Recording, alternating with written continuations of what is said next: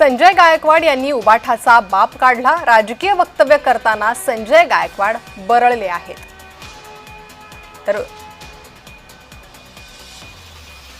या पहिली गोष्ट तर या विरोधी पक्षाला महाराष्ट्रात काही काम शिल्लक राहिलेलं नाहीये।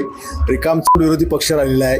लोकांच्या प्रश्नावर त्यांनी बोललं पाहिजे, शेतकऱ्यांच्या प्रश्नावर बोललं पाहिजे, बेरोजगारांवर बोललं पाहिजे। विरोधी पक्षाचं ते काम असतं, पण केवळ विरोधाकरता विरोध करायची भूमिका महाराष्ट्राला सगळ्या विरोधी पक्षाची आहे। आणि माझी कॉपी करायला त्यांना 10 जन्म घ्यावे लागतील। माझी कॉपी मी ओरिजिनल आहे, त्यामुळे माझी कॉपी करणं हे उबाटाच्या बापाला जमणार नाही। तर संजय गायकवाड हे बरळलेले आहे। आधी कोणत्या ना कोणत्या वादग्रस्त वक्तव्यामुळे, वादग्रस्त कृतीमुळे ते टीकेचं कारण बनलेले आहे आणि आता पुन्हा एकदा त्यांनी खालच्या भाषेत उबाठावर टीका केलेली आहे। एवढंच नव्हे तर त्यांनी उबाठाचा बाप देखील काढलेला आहे। तर सह्याद्री अतिथीगृहाबाहेर अपघात झालेला आहे। मोठी बातमी समोर येते।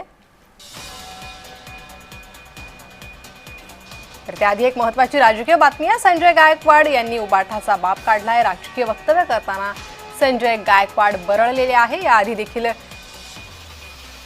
ते वादाच्या भोवऱ्यात अडकले होते। आपल्या कृतीमुळे त्यांनी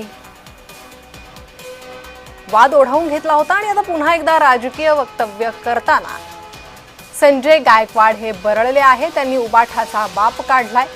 यामुळे ते पुन्हा एकदा विरोधकांच्या टीकेचं कारण बनणार आहे। विरोधक त्यांच्यावर या बाबतीतही टीका करतील। आधीच त्यांच्या मंत्रिमंडळातून त्यांची हकालपट्टी करा अशी मागणी होते आणि आता या वक्तव्यामुळे त्यांनी स्वतःची संकटं आणखीच वाढवलेली आहे। संजय गायकवाड यांनी राजकीय वक्तव्य करताना वादग्रस्त वक्तव्य केलं, उबाठाचा बाप काढला, त्यामुळे ते पुन्हा एकदा बरळले आहे। या आधी मंत्रालयाच्या कॅन्टीनमध्ये केलेल्या मारहाणीवरून संजय राऊत